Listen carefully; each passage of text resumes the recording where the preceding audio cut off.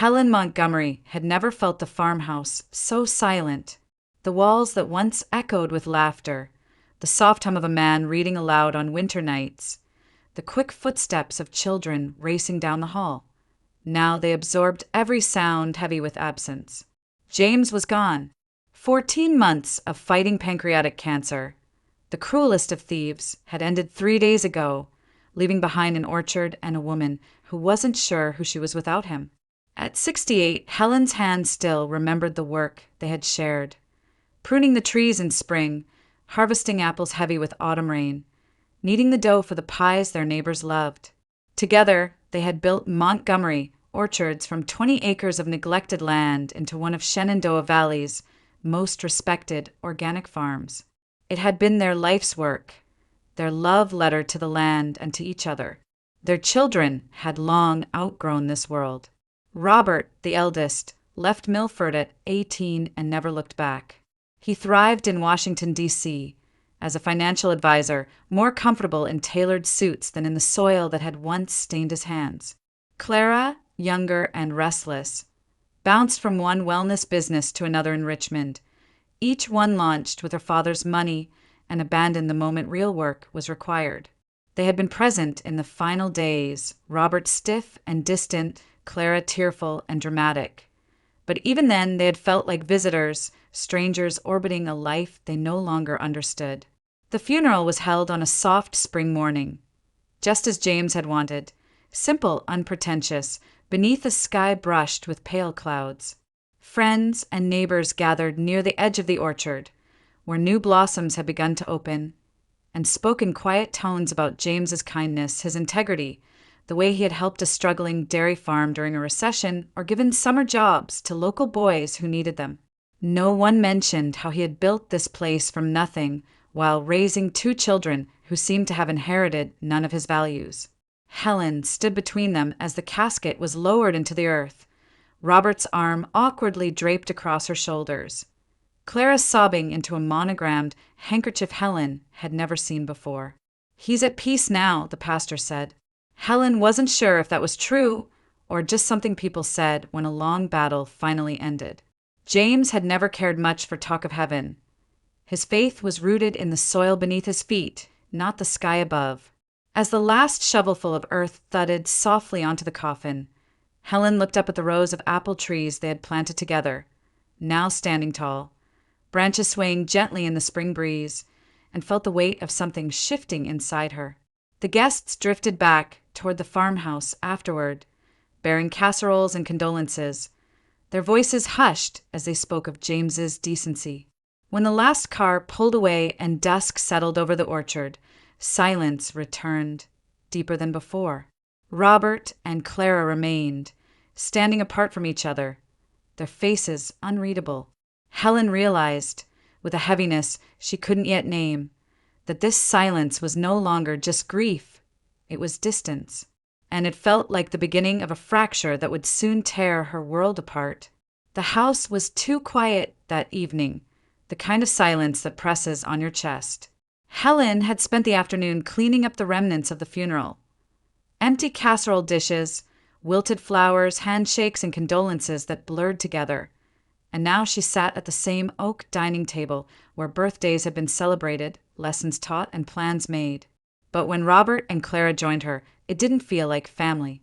It felt like a board meeting. Robert set his laptop on the table, its sleek silver edge jarring against the warm, worn wood. "We should talk about next steps," he said, his tone brisk and businesslike. Clara nodded, scrolling through her phone with manicured nails painted a shade too bright for the somber day. "We both have to get back soon," she added. "The sooner we sort this out, the better." "Sort what out?" Helen asked, though she already sensed she wouldn't like the answer.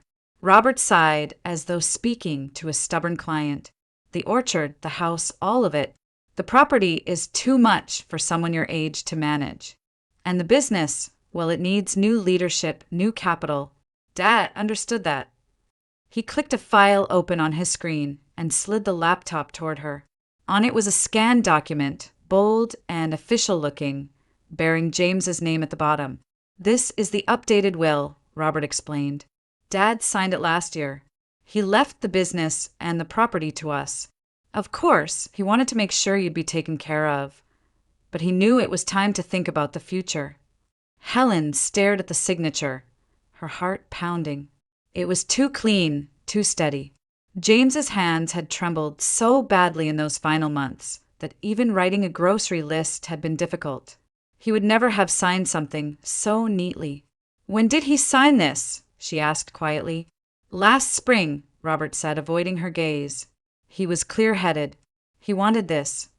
Helen's breath caught. Last spring. James had been on heavy morphine, often drifting in and out of lucidity. He could barely hold a conversation, much less sign legal documents. Robert continued, unbothered by her silence. "There's already interest in the land. A development company wants to build luxury vacation homes. They're offering $7 million. Clara's eyes lit up. "It's a chance for all of us to start fresh. You'd have everything you need in a great senior living community. Friends, activities. It would be wonderful for you, Mom."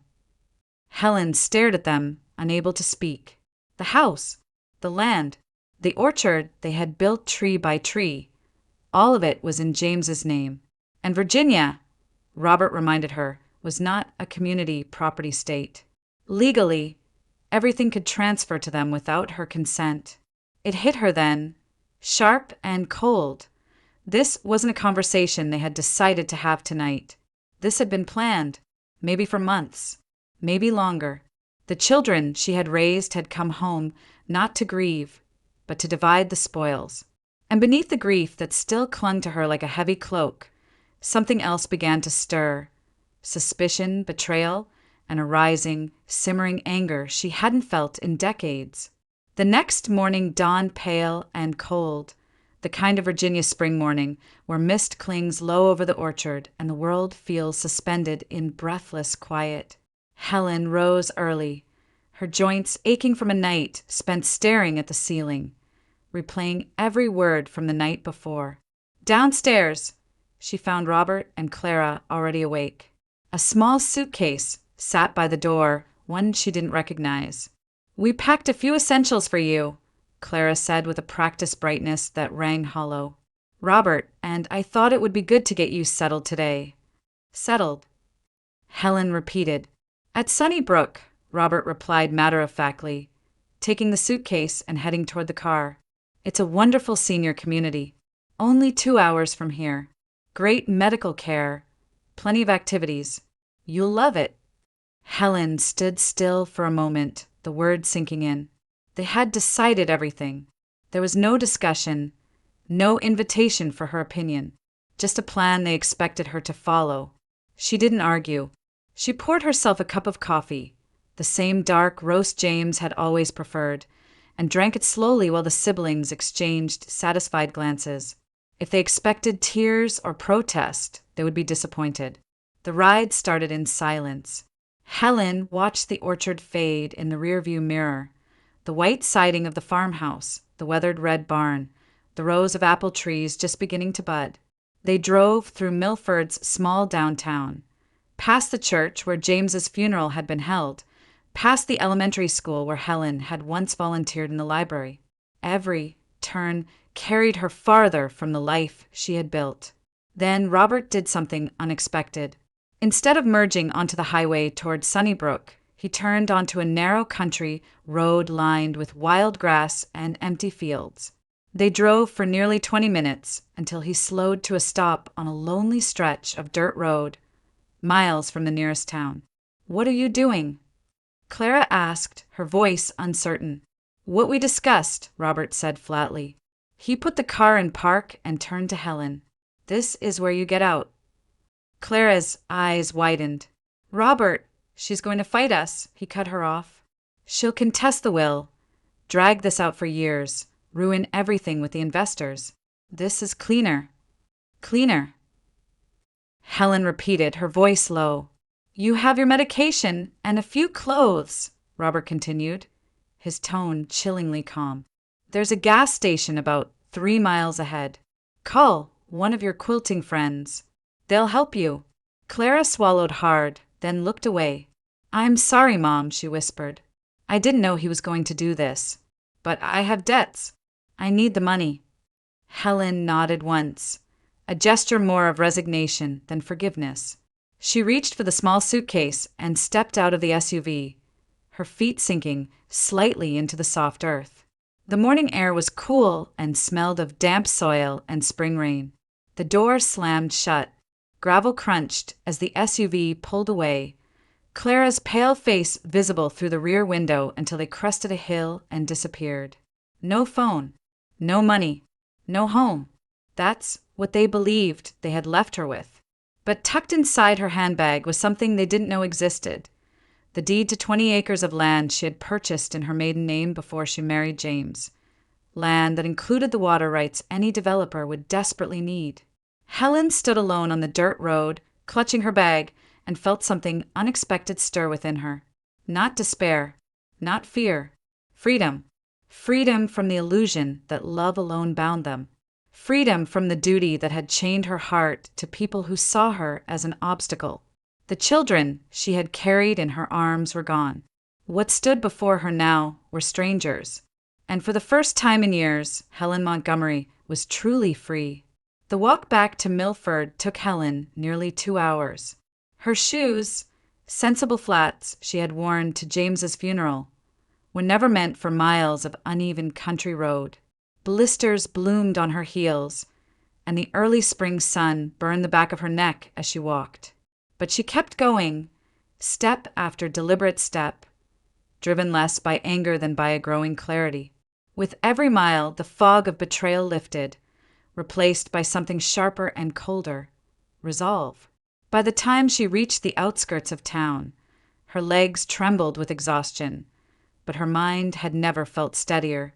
She stopped outside Benson's general store, its faded sign swaying gently in the breeze. Carl Benson, the owner, had known her and James for decades. He wiped his hands on his apron when he saw her approach, his brow furrowing with concern. "Mrs. Montgomery? Are you all right? You look a bit pale." "I just need to borrow your phone, Carl," Helen said, forcing a tired smile. "I left mine behind." "Of course," he said without hesitation, ushering her into the small back office. "Take all the time you need." Helen dialed a number she knew by heart. "Charles," she said when the familiar voice answered. "It's Helen. We need to talk." Within minutes, the calm, steady voice of Charles Benton, the Montgomery family's attorney for over 30 years, was on the other end of the line. "Helen, I was about to call you. Robert presented a will after James's death, but I had serious doubts. The signature didn't match, and there were inconsistencies in the notarization. I tried reaching you before the reading, but I couldn't get through." Helen closed her eyes. "It's a forgery," she said softly. "I'm certain of it." "Then we have work to do," Charles replied. She told him everything, the conversation after the funeral, the so-called will, the drive that ended on a dirt road. And then she told him about the document tucked safely in her bag, the deed to 20 acres of prime orchard land, purchased in her maiden name decades earlier at James's suggestion. "He called it insurance," she said quietly, "for a rainy day." Charles's voice warmed. "It seems that day has come. That land, especially with the water rights, gives us significant leverage. It's likely critical to any development plans." "Then we use it," Helen said, her voice steady. "Agreed. I'll begin preparing the legal filings."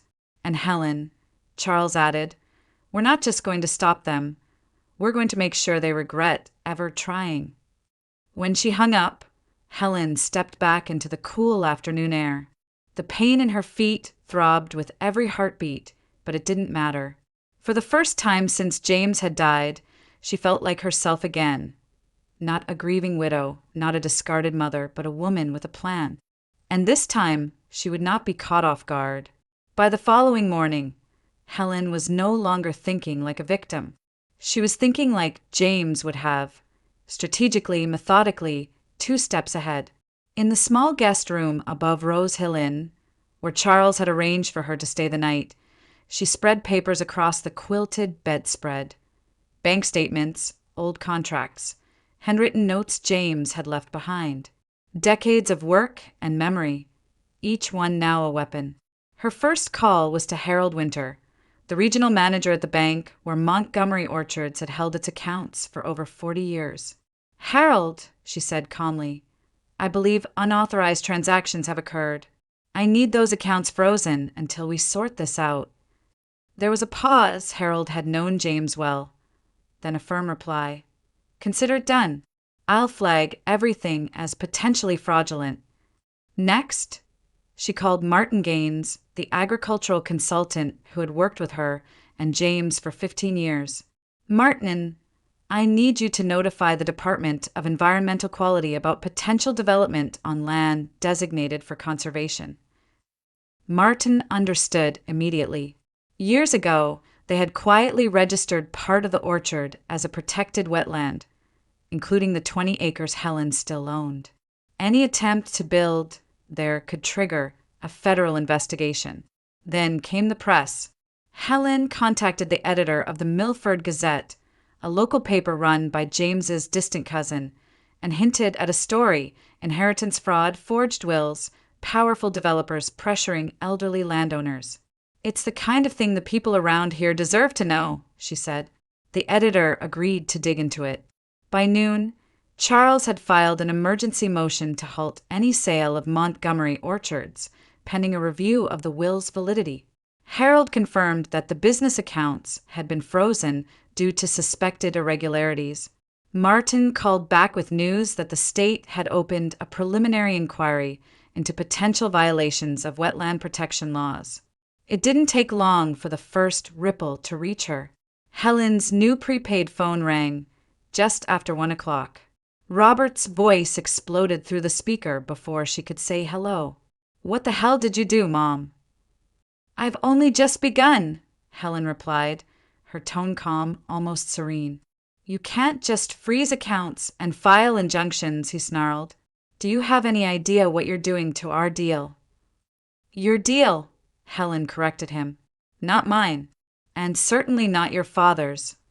Clara's voice joined in from the background, shrill and panicked. "Where are you? We're worried about you." "Worried I survived." Helen asked quietly. "Worried I didn't just disappear." "This isn't fair," Clara whimpered. "Robert made a mistake." "Enough," Robert snapped. Helen let the silence stretch before delivering her terms. "I'll give you one chance to walk away. Withdraw the forged will. Sign the property and the business back to me. In exchange, I'll give each of you $50,000 and we part ways." Robert laughed, an ugly, bitter sound. "You're delusional. You have nothing." Actually, another voice cut in, Charles, who had been silently listening on speakerphone.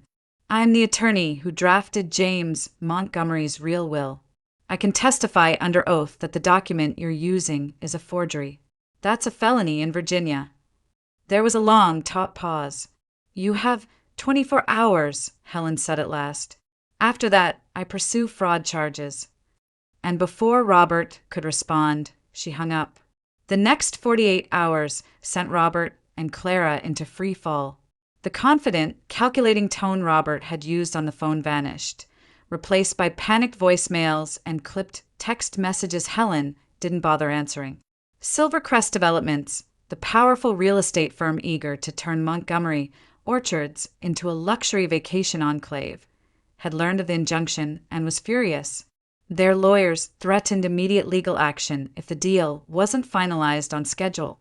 The $7 million promise that had seemed so certain was now evaporating by the hour. Inside Robert's sleek Washington, D.C. condo, the siblings' alliance began to crumble. "You told me everything was handled," Clara shouted, pacing the polished floor in her designer boots. "You said the will would hold up. How was I supposed to know she'd fight back?" Robert snapped. He hadn't slept. Calls from Silvercrest's legal department flooded his phone. "The accounts are frozen. The sale's on hold. The environmental investigation alone could drag on for months. We're bleeding time and money." Clara's voice cracked. I already spent part of the advance. Robert froze. What advance? They wired $500,000 as a good faith payment when we signed the preliminary agreement, Clara admitted, tears welling. I paid off my debts, the studio lease, the credit cards. I thought we'd have the rest by now. Robert stared at her, stunned. Do you have any idea what happens if this falls apart? We'll be on the hook for breach of contract. They could sue us for millions. Meanwhile, Helen and Charles tightened their net. They compiled a meticulous dossier of emails, bank records, and timestamped messages showing that Robert and Clara had discussed selling the property even before James's funeral. Charles quietly forwarded it to the state's Elder Abuse Task Force and the county prosecutor's office. Helen didn't stop there. She delivered copies to a regional newspaper in Richmond. 2 days later, the story broke. Elderly widow battles alleged inheritance fraud. The headline read, accompanied by a photo of Montgomery orchards in bloom.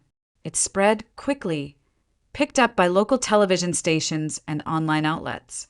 Questions swirled about Silvercrest's involvement, and public sentiment turned sharply against the developers. Then came another blow. The Virginia Department of Environmental Quality issued an initial report confirming that the 20 acres Helen still owned contained a protected wetland. Any development would require years of permitting battles, if it was allowed at all. Panic metastasized into blame. Clara accused Robert of rushing the deal without securing legal ground. Robert called her reckless for spending money they didn't have. Their phone calls, once united in purpose, devolved into shouting matches and accusations. And through it all, Helen said nothing. She didn't call. She didn't negotiate. She simply waited, knowing time and the truth were now firmly on her side. Helen knew the fight was far from over. Freezing accounts and exposing the forged will had stopped the bleeding. But to end this, truly end it, she needed more than defensive moves. She needed allies. That afternoon, she opened her worn address book and dialed a number she hadn't called in years. Edward Brooks, answered a deep, steady voice. Edward, she said, a faint smile tugging at her lips despite everything. It's Helen, Montgomery.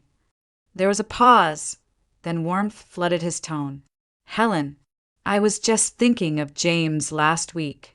How are you holding up? I'm fighting, she said simply. And then she told him everything. The forged will, the abandonment on a dirt road, the tempted land sale, the corporate pressure from Silvercrest. Edward listened in silence, occasionally humming under his breath. When she finished, he exhaled sharply. I'm not surprised, he said. Silvercrest has a history. They've been investigated 3 times for predatory acquisitions, coercing elderly landowners, exploiting legal loopholes, you name it. They always settle before trial. Helen's grip on the phone tightened. Can we stop them? We can do more than that, Edward replied. We can bury them.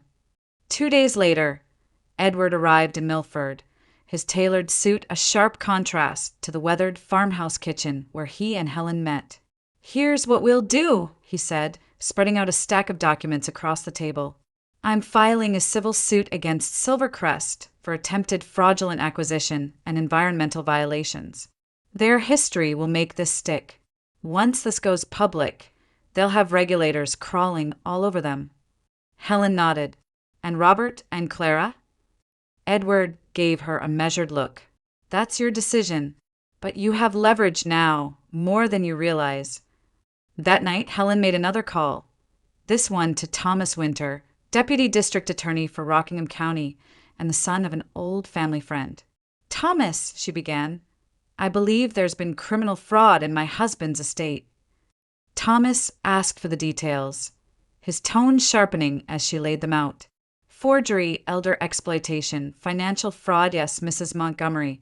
There's more than enough here to consider charges, he said. If you're willing to testify, we can build a case. I'm willing, Helen said, but I'd prefer to give them one last chance to do the right thing.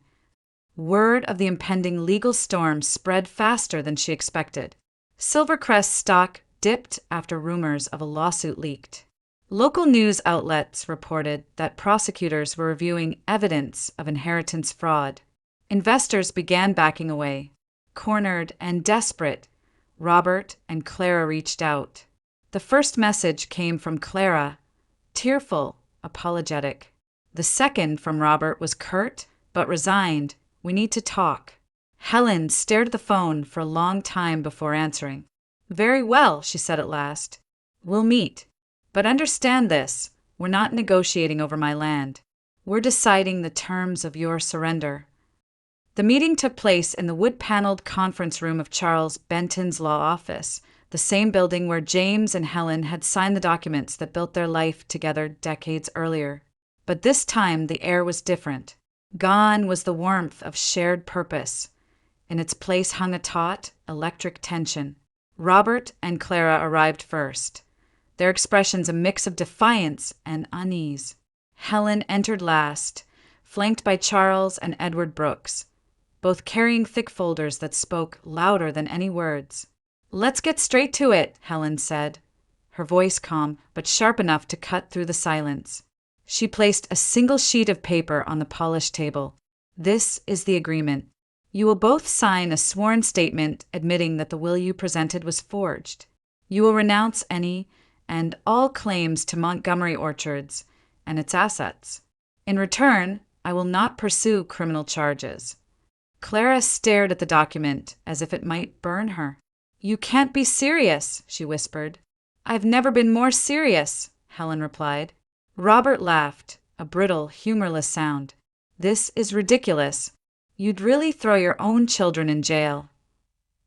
Helen held his gaze, unblinking. "The people sitting across from me stopped being my children the moment they left me on that dirt road." Charles leaned forward, his tone measured but firm. "Mr. Montgomery, forgery of a legal document in the Commonwealth of Virginia carries up to 10 years in prison. Add in financial exploitation of a senior, conspiracy to commit fraud, and attempted unlawful transfer of property, and you're looking at decades. This offer is lenient." Robert's face drained of color. "You're bluffing." Edward slid a file across the table. Inside were copies of the fraudulent will, metadata from the forged document, bank transfer records dated before James's funeral, and screenshots of Robert's emails with Silvercrest. "We're not bluffing," Edward said. "And prosecutors love cases like this." Clara broke first. Tears streamed down her face as she buried her head in her hands. "I am sorry, Mom. I didn't mean for it to go this far. I was scared. I was drowning in debt," and Robert said. "Enough!" Robert snapped, but his voice cracked, betraying his fear. Helen rose slowly from her chair and looked at them both. "The woman who would have forgiven you," she said softly, "died on that dirt road the day you left her there. The one standing before you now demands justice." The room fell silent. Clara's shoulders shook as she reached for the pen. Robert stared at the document for a long time, his jaw clenched so tightly it trembled. Finally, he picked up the pen and signed his name, the flourish of ink sealing the end of his inheritance. Clara followed, her hand shaking as she added hers beside his. "It's done," Helen said, her voice steady. "You will receive nothing from Montgomery Orchards. Not a cent, not a tree, not a memory." By the end of the week, Silvercrest Developments had withdrawn its offer. Edward's lawsuit gained traction, and regulators opened a formal investigation into the company's practices. Whispers of a class action lawsuit from other landowners began circulating in the press. The juggernaut that had once seemed unstoppable was now mired in legal quicksand, and it was Helen Montgomery who had pulled the lever. For days after the meeting, Helen returned to the farmhouse. The air smelled faintly of apple blossoms and rain, the orchard alive with the first real stirrings of spring. But inside, something was wrong. A drawer in the study hung open. Papers that had once been neatly stacked were scattered across the floor.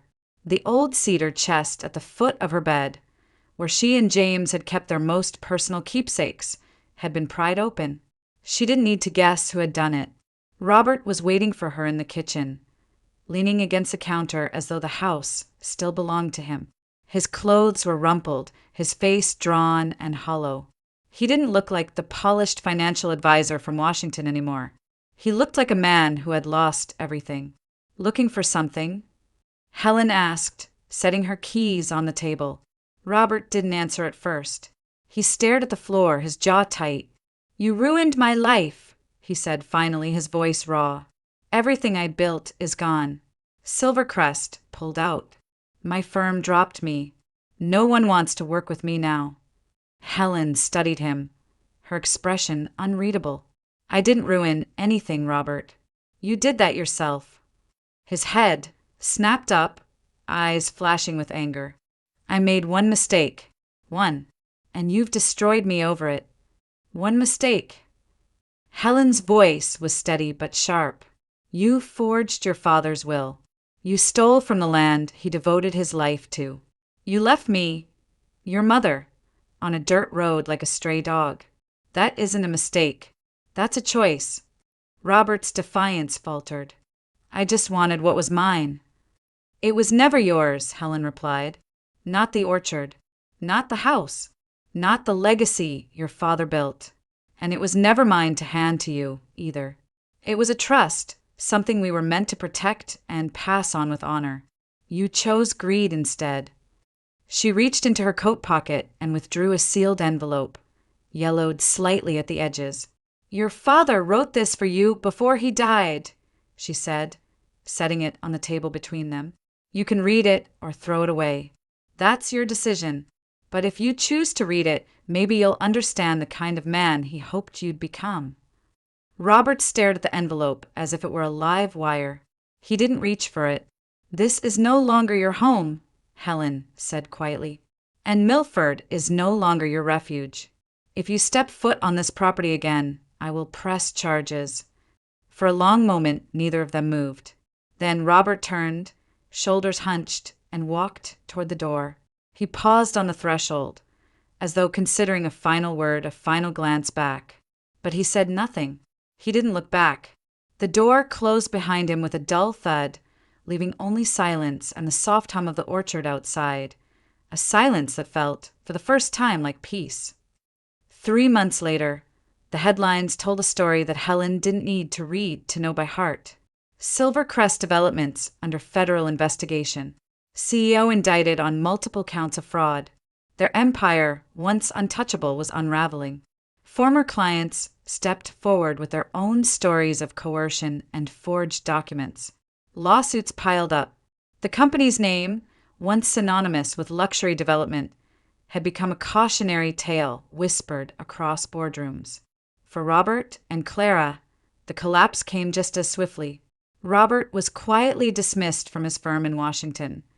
No client would trust a financial advisor under investigation for inheritance fraud. Clara's creditors finally caught up to her, seizing what little she had left. She sent Helen a series of desperate messages, each one more pleading than the last. "I'm sorry, Mom. Can we talk? I need your help. Please answer." Helen read none of them. One by one, she deleted the messages and turned off her phone. Instead, she poured her energy into the land James had loved. Montgomery Orchards had always been more than just a business. It was a living legacy, and Helen intended to honor that. She hired Lena Gaines, Martin's daughter, and a bright graduate of Virginia Tech's agricultural program, as the new operations manager. Together, they expanded the orchard's offerings, a small farm shop selling cider, preserves, and fresh produce, guided tours for school children to learn about sustainable farming, and weekend workshops that brought visitors from all over the valley. But the project dearest to Helen's heart was the James Montgomery Scholarship Fund, established to support students pursuing degrees in agricultural science. "It's what he would have wanted," she told Lena one evening as they watched the sun sink behind the orchard, "to give young people a chance to build something real, something lasting." In late September, as summer gave way to the cool blush of autumn, Helen hosted the first harvest celebration since James's passing. Neighbors and old friends filled the orchard, their laughter mingling with the music of a local bluegrass band. Children ran between the rows of apple trees, baskets swinging from their arms. Carl Benson brought his famous cinnamon donuts, and Martin offered fresh-pressed cider. When the crowd thinned and the lanterns flickered low, Helen carried a chair, James's old chair, to the edge of the orchard. She sat beneath the branches heavy with fruit, the evening breeze threading through her silver hair. For a long while she said nothing. She simply watched the sky deepen into twilight and the fireflies spark above the grass. She was alone, yes, but not lonely. What she felt was freedom, pure and unburdened. Freedom from betrayal, from illusion, from the weight of relationships that had turned poisonous. Some bridges, she knew now, were meant to burn. And as the night settled softly over Montgomery orchards, Helen Montgomery understood a truth that had taken her a lifetime to learn. Some bridges, once burned, are never rebuilt, and sometimes that is the only way light finds its way through.